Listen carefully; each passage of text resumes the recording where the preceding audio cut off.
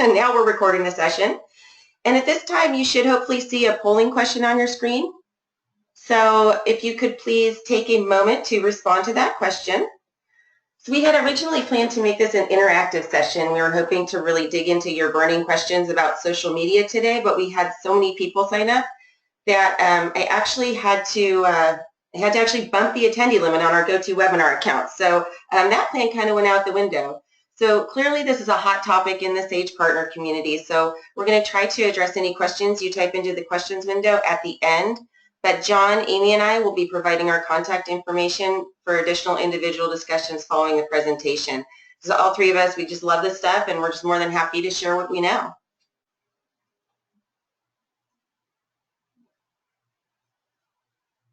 Amy? Yes, sorry, I was on mute. Thanks, Darcy. So both Website Pipeline and Avalara are here to help our partners with any marketing initiatives and support in regards to social media. So we're definitely happy to be here and happy to help however we can. And I just wanted to show you the results from the poll. So a lot of you are pretty active, so that's great. And a lot of you have dabbed a little. So hopefully you'll get learn a lot from our webinar today. And with that, I want to introduce John Rivers. He's the president of Marketing Monarchs. Both Darcy and I have known John for a number of years from our time in the Microsoft Dynamics channel. So when we decided to put this presentation together, it was a no-brainer to ask for him to present.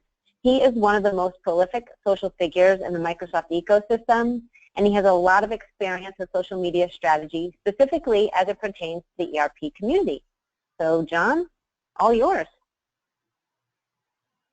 Thank you, Amy. Thank you, Darcy, as well. And one of the things I want to say first before I even kick off, Darcy and Amy told me there was only going to be 11 people on this call, so and the numbers keep on growing. So I think I was pushed into something I wasn't expecting this big of an audience. So I appreciate everyone taking time out of their day today to listen to what we have to talk about how you can utilize social media for your organizations. Towards the end, we'll have a Q&A. But feel free to throw questions into the question section as we go along.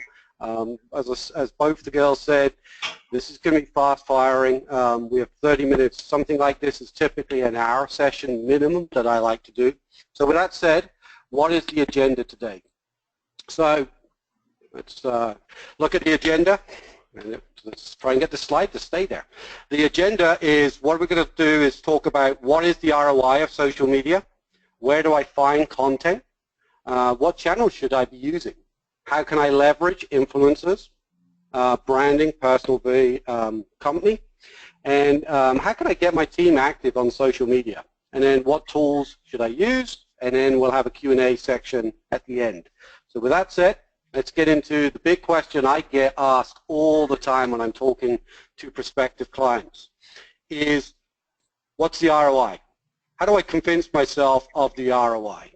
It's always a challenging one. Over the years, I always was trying to battle the question and trying to come up with a huge argument to actually get you to realize that it's huge to you. To me, social media is just another part of your everyday marketing that you should be doing now.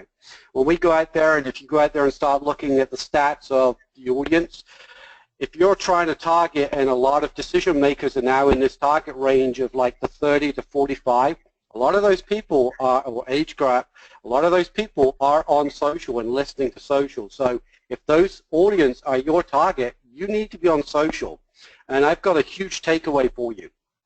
As Darcy and Amy said, I've been working in the Microsoft Dynamics partner ecosystem for a long, long time. Actually grew up there as an ISV, used social as a big piece of what I was doing. Your competitor's doing this already. So if you want to go head-to-head with them, you need to get on the social media now, not tomorrow. That's now. And really start taking advantage of it. So with that said, where do I find my content? That's always the next question I get from a lot of my prospective people is like, okay, we're ready to move social, but we don't know what to talk about, where to find information. At the end of the day, content is king. Everything is driven for social, from your content. So you can look at here, it could be repurposing old content that you've utilized before. It could be maybe you can find a thought leader to help you write an article. Maybe you can turn to ISVs to actually help you with content, and we've got some great examples of that in a second. Find a freelance writer. Look at what you've already got, and these are some of the things I actually do for my clients is we go and look at what's already out there, and then how can we then extend on that content. The other one is talk to Sage. At the end of the day, you're probably already getting content from them. Is how you take and use that to your advantage as well. So you then get your content. What do you do with it next? I think one of the real key ones to me is, and I think at the end of the day, is blogging. Blogging is a very great way to actually be showing your thought leadership out there in the industry. One of the key things I will say about this, when we write content nowadays, it's not all about come and buy my application or that ISV, you need to buy them. Let's talk about how you're solving, for example, a problem in the industry. If it's, say, you've got a manufacturing client that's doing X, Y, Z, how did you solve that? Customers want to hear that today and not you selling the product. Really start to become thought leaders out there. So one place to start doing that is writing blogs. And then once you've got the blog written, it's then getting that out into the appropriate networks where people are listening. And we're just throwing a couple up here, and we actually will talk a little bit more about these channels in a second. But with that said, what I wanted to do is I actually wanted to bring Darcy back and talk about from website Pipeline what they do to assist partners like yourself with content. Yeah, so this was an example, and this was something we did with Wayne Schultz. Wayne is awesome with social media. He's one of the top prolific people in the Sage channel. We just basically created a document, some content for him that was, well, we created it in general and we made it available to all our partners. We co-branded the form with him with the DSD logo, and it was an e-commerce comparison chart people could download. So Wayne went ahead and shared that on Twitter. He shared it on LinkedIn, and he also included it in his newsletter. And we got quite a number of responses to that just from that one initial piece of content distributed in multiple ways. So that's one example, and we're happy to do that with our partners. And I'm sure a lot of the other ISVs out there are as well if you just ask them. And so with that said, Amy, I know you also have a great example of what you can do to also help your partners as well. Yes, thanks. And so a lot of our partners might not be even aware of some of the marketing tools and resources that Avalara has available to them. But we just launched, well, we didn't just launch last year, we launched the Social Media Center. And basically it's a tool or resource that you can use and go and set up your account. And it's a great way to share content. So I know we talked about content is king and finding content. So this is an easy way for you to go out, set up your Twitter, LinkedIn, Facebook, whatever professional accounts you use for your business, and share the information that we provide to you, which is all educational and informational. And it's also a great way of getting leads. So an actual window would pop up that you get to customize with your logo. So if someone clicks on that post that you published through the social media, they can actually fill out the window to learn more information as well. So we have a lot of partners that started utilizing this service.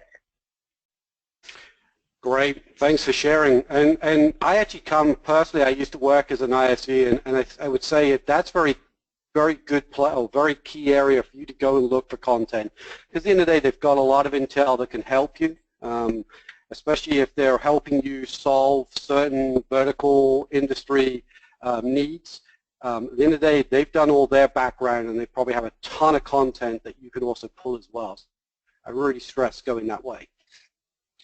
So with that said, what we're going to do is we're going to quickly throw up a poll to see what social media channels are you using today personally.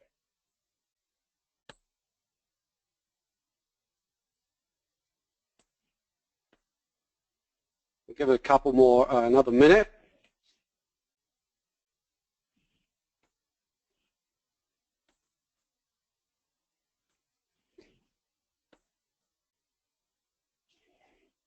Okay, let's take a look at what everyone said they were doing. So, not a surprise, Twitter and LinkedIn. LinkedIn definitely coming out on top. We'll talk a little bit more. It's pretty high on Facebook. Probably, I mean, we didn't probably ask this question if it's more what you're doing personally or if it's doing what you're doing from a business standpoint. It's good to see that a handful of you are definitely taking advantage of video channels as well. So with that said, let's take a look at the next slide in our deck here. So when we look at the channels out there, I mean, there's so many different social media channels. What we try to do here is pull really, I would say, the key ones from a B2B standpoint.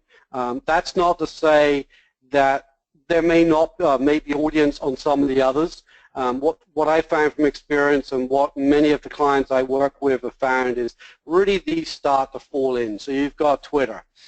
Twitter is a great tool to build your brand awareness, get out there. The downsides, you got 140 characters to talk about your content inside it. And that sometimes can be very challenging for people. I would also throw in there is things like hashtags. Up the top of the screen, if you didn't notice it, we had a hashtag called Social for Sage. So for any of you who are on Twitter, feel free to go and message out live that you're actually in this webinar now. Basically, what is a hashtag? The best way to think about it is think of it as a way to categorize, if I can get the word out, categorize your message.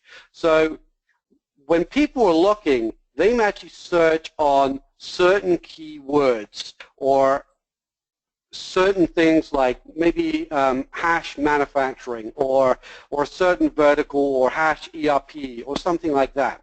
What you've just done is added your content into that category. If you don't add any hashtags, well, how are they going to find you? So I also think of it a little bit like a library. If you walk into the library, you want to know where to find that book. So therefore, every library has it has categories of where those books are going to sit. Same principle. Let's quickly just talk about Facebook. Facebook, yes, it can help a little bit from a B2B standpoint. To me, it's more about where is the audience listening to. It's not the one I think is the strongest place to be, but for how long with some of the tools, which we're going to talk about a little bit later on how easy it is to post, you can post to Facebook to at least satisfy the one or two clients or prospective people who could be there. At the end of the day, I wouldn't put a lot of effort personally into it from a B2B standpoint, but at the end of the day, at least post there. Same goes with Google+, which we put out here. Post, but don't make a big deal of it. One of the advantages, and there's definitely an argument out there in the world of social, does it really help or not, but there's a thought that by posting to Google+, it will actually help you with the SEO with Google. Like anything with Google and SEO, you're always constantly trying to battle against that. But to me, again, a lot of the automatic tools that you can find, which we'll talk about, can let you post to a Google+. So at least the bare minimum, set it up to help you possibly with your SEO, and it's a very simple task. So blogging, we talked about that. YouTube, and then we'll come back to LinkedIn. YouTube, I think it's very, very powerful. A lot more prospective people are wanting to listen and watch videos, but don't make those videos too long. 2 minutes is probably tops, because people are getting more and more busy. They just don't have the time to go and sit and read through a complete blog. Now, that doesn't mean that you can't go and take a YouTube and transcribe that, a video you've put together on YouTube or some other mechanics, and go and transcribe that and turn that into a blog. So going back to that content, you got a video, well, you could transcribe it. You can do so many other things with it. LinkedIn, one of my big favorites from a B2B standpoint. I can tell you over the years I've grown, and I was a very early adopter of LinkedIn, I've grown a network of over 16,500 connections. When I started off my business middle of last year, all of my business is come from LinkedIn or from referrals because of it. Because I built that network. Everyone knew me, and so every time I meet someone or I find someone that's in my ecosystem, I make sure I connect to them. So it's really, really key. And then, like I said, we don't have a lot of time to get into each of the deep things, but one of the key things is don't just be on LinkedIn. And this goes to two sides of it. You've got the company. Make sure that you have a company page and you're posting content to it. Be active. The other one is if you are a shop that's 1 to 10 people, don't go and click the button that say that you're 50 people. I can tell you now, when I look at that, that switches me off straight away because I feel that you're not sharing with me the exact size of your company, so I already have doubts about you. Likewise, get as many people in your company to be on LinkedIn. And then the key people like the business development, the marketing, anyone who possibly could be touching customers, try to encourage them to have a completed professional LinkedIn profile because people will check you out on LinkedIn. And then the other one is belong to LinkedIn groups. LinkedIn groups are very powerful. Don't necessarily go and look and join. I'm not saying don't do it, but don't just think about joining Sage groups. Go and join like a manufacturing group. I'm working with a client down in Australia, and last night I gave them a whole ton of groups that I recommended that they join. None of them were related to the product that they're selling. It was all about where those prospective customers could be. So think outside the box. And if there's not a group, be a thought leader. Go and set one up. I recently set one up with a certain topic that was starting to come to market. And within 2 weeks, that is already drawn over 200 people into that group. And now what that does for me is I have an audience to actually help promote to. So if I ever needed to. So again, I can be the leader in that group. So let's continue here. Sorry. So one of the other big areas when you think of social, and I think probably this is pretty much common for a lot of people, and I get this all the time, is, well, I don't have your 16,000 connections on LinkedIn. I don't have your 5,000 connections on Twitter. I have 100 here or 500 there. That's still good. That's better than probably a lot of other people. One of the things that is really key to you is finding an influencer.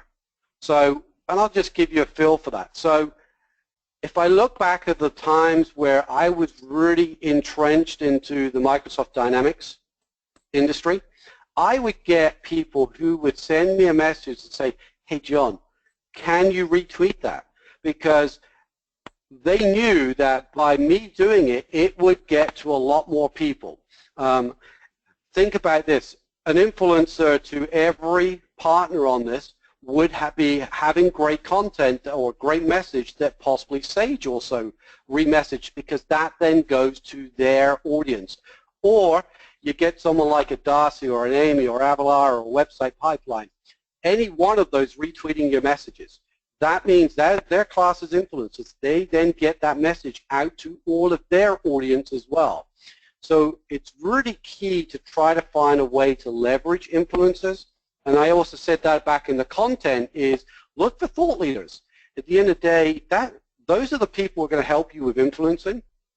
I know that Sage doesn't have the concept of MVPs, but which is a very valued person, which is in the Microsoft world. But by doing that, one of the things, the tricks I've done over the years is finding articles where I pull them in. Now I have them engaged, in some cases sort of stamping what I'm doing. And when I go out and put the message out, they're going to push it to their networks because it helps them as well from a publicity standpoint. So go and look at, find an influencer or influencers that can help you get your message and get it more viral so it gets you past that 100, 500 people that you're already at. So you don't necessarily have to go out and get tens of thousands of people. You need lots of influencers to help you. So one of the things that I also want to talk about quickly is branding. You've got personal versus company. I get a lot of people sort of like say, well, we've got a company channel, should we have a personal one? Or we have a personal, we don't have a company. Well, I will tell you now, you should have a company account on all these social, and you should be active. Don't just start and then drop off. Keep it consistent. What I would say is put together things like editorial calendars to make sure that you know that there's a consistency happening. The next piece is, why even bother with personal? I can tell you now, again, it goes back to prospective clients want to know that they're working with people. Not necessarily, they want to work with companies, but they want to know they have that personal side of it. So you got to find a balance. If you're going to suddenly start doing messaging of your company's information on your personal and start becoming a thought leader, be careful you don't mix in stuff that's not relevant. So this is the ones that I look at is, and I have my own personal, and I've very made sure that I don't go and talk about politics or religion or things that could turn off the audience. So be cautious of that when you go out there and message. Amy, can you just throw up the third poll for the day, please? So with this one, we're asking, which hats do you wear at your company? So we're just going to get a little bit better idea before we get into the next slide deck.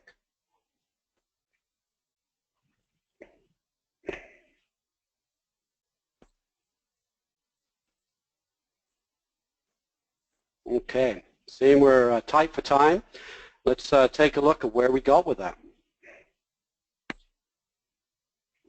We've got a lot of marketing on here, and everything else is pretty spread. It's actually exciting that we actually see some IT people on here. I can tell you something.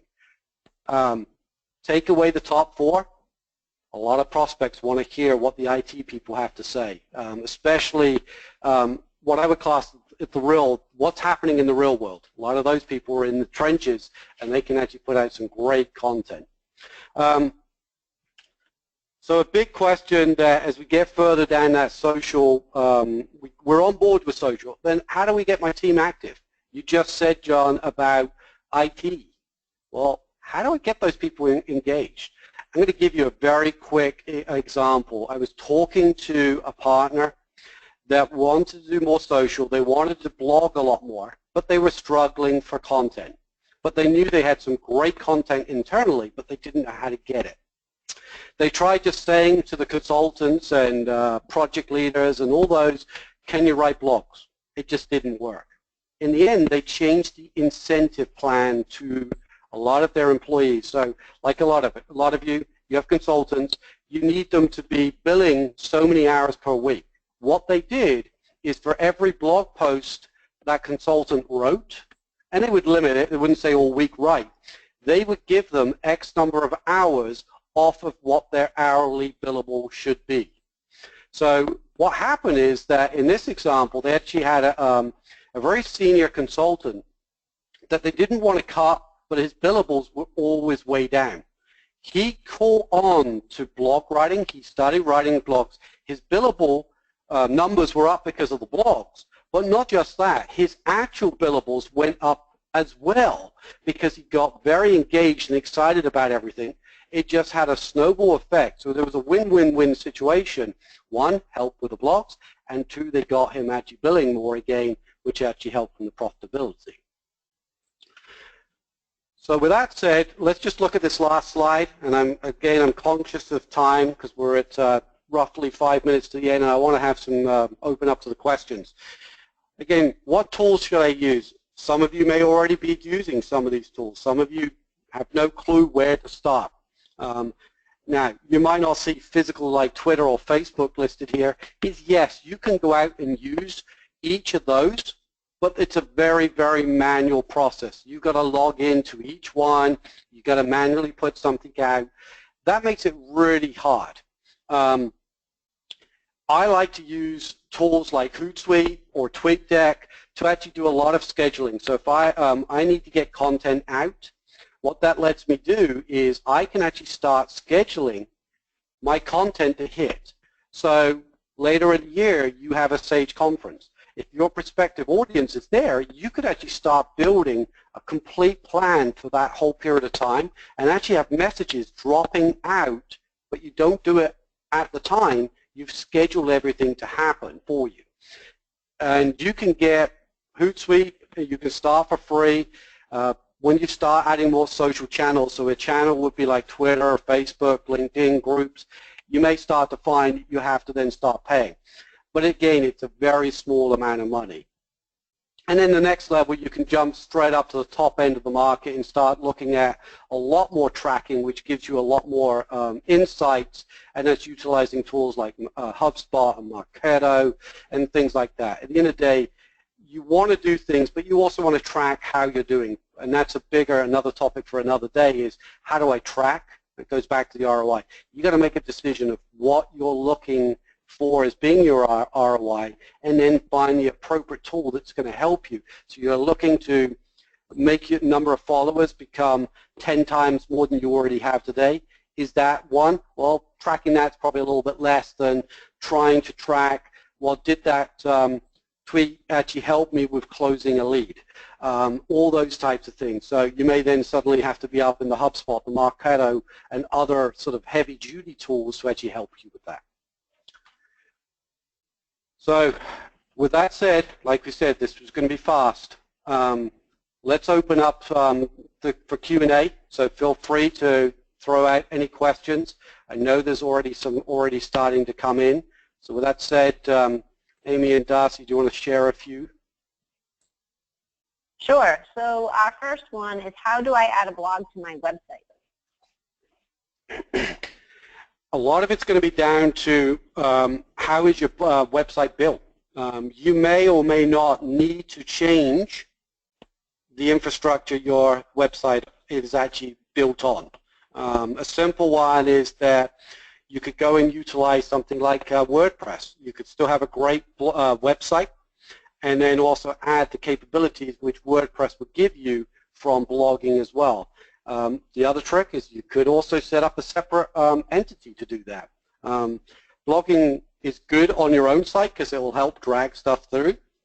If you want to start today, one simple way to do that is to go into LinkedIn, and LinkedIn has its own blogging platform. Start blogging in there. Now, that's not going to help you in SEO on your physical website, but it will start to help you with your domain and thought leadership standpoint. And next one, so you embed these links into your own site, and that's the question, and I'm not sure if that's clear or not for you, John. I mean, it could be referring to the examples that we gave. Oh, yes. So like the social media center or the blog stuff that you had talked about, Darcy, maybe? Right. Yeah. So, I mean, I'll just throw that. I mean, embedding links, I mean, into your own site is, I mean, it depends on exactly what if you're talking about links to social, to the channels, definitely make sure that if you're on social, you have the links to all of your social channels. So therefore, people can find you and start following. Make them prominent. Not to take over your page, but make them easy. Sometimes people put them right down the bottom of the page. You have to scroll down. People are going to never find you there.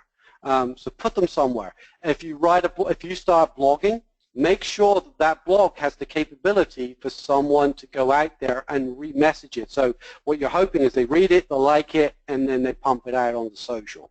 And then definitely trying to find other people to actually backlink your stuff onto your site. That will help you from an SEO. So hopefully that was an answer to that question. I think we've got time probably for another 2 questions, depending on how long they are. And what I will say is, any questions which are unanswered, I will personally reach out to those people and actually help you and try and answer that question for you as well afterwards. John, do you want to put up our contact information too? And yeah. Yep. Let's get that to move. I have a good question. For LinkedIn, does paying for premium matter? Again, it really depends on how you're using LinkedIn. I last year was paying for the service because it opened up the gave me a lot more capabilities to connect with a lot of people, and also do a lot more research on people. I actually turned it back off again. For many years, that's how I was doing without the premium. I turned it back off. And again, I still found a lot of value from it. So I would say you can do a lot with the free version. Once you've probably extended that, then yes, you might want to look at the premium version. But you really don't need to do it. It's only if you, I would say probably like a business development person may want to dive a lot deeper. The premium actually probably could give you a lot more insights than you can get from the free version. Well, all right. Do we have time for one more? Oh, all right, one more. Do one more. One more. One more. Okay. So when building a content calendar, should you keep similar messaging across all platforms, or could you build a different topic for each platform? Would multiple topics create confusion? Well, your content is going to get pushed out by all your channels. So if you're writing a blog post, all of that, all the messaging you put out across, say, Twitter or LinkedIn should be slightly different. You got to think of that audience. So we talked about hashtags on Twitter. You never want to really be throwing hashtags into your LinkedIn post because it's irrelevant there. And you need slightly different messaging. But at the end of the day, if you write content, pump it out to all of the channels.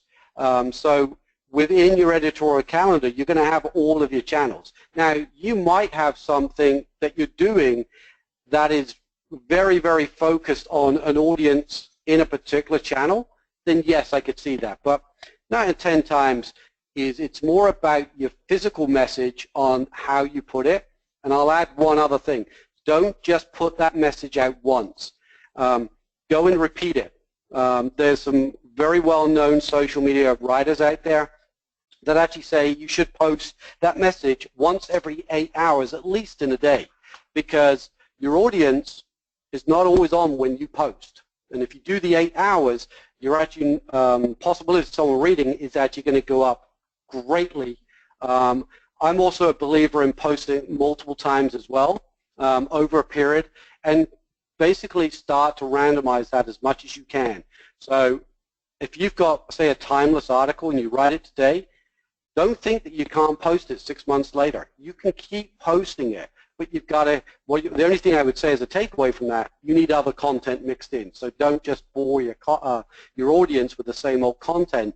Mix it up. But when I write a blog today, I may go and schedule and say, Hootsuite, if to go out again in 3 months' time, 6 months' time, 12 months' time. I'm going to schedule that today while I'm thinking about it, and I walk away and I don't even have to think about it down the road.